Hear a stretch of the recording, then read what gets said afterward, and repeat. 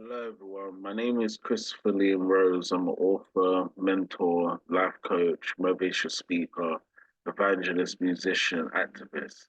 This is the second audio for the audio series, My Life is Like a Story, Volume 2. And in this audio, we're going to be talking about spiritual change. Now, it's so important to go through a spiritual change if you want to help other people give back and make a difference. Spiritual change is normally a spiritual transformation where you change from the self to the no self. So, what is spiritual change? Spiritual change is when you change your spirituality, your faith, your identity, your morals, your values, your principles, your beliefs, your personality, your character, your qualities, your abilities, your mentality into helping other people, giving back and making a difference. The spiritual change always comes when you do the five spiritual practices: the meditation, prayer, mindfulness, walking, and journaling.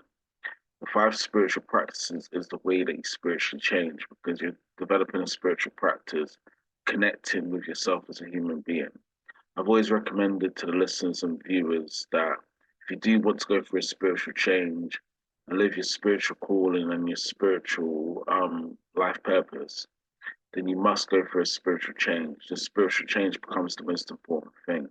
And if we want to be people that are helping other people, giving back and making a difference, we need to go through a spiritual change in order to help other people what they're going through, support people with what they need help with. So my encouragement in this audio is to go through a spiritual change.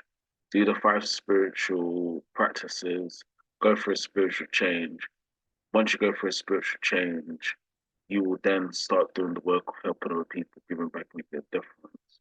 Your life will transform into a spiritual and faithful life. So it's very important to spiritually change. And Jesus Christ and Jehovah and Buddha wants us to go through a spiritual change because spiritual change is the future. And this is what becomes very important within life. So I hope this has helped. Thank you for listening. Take care now. Bye.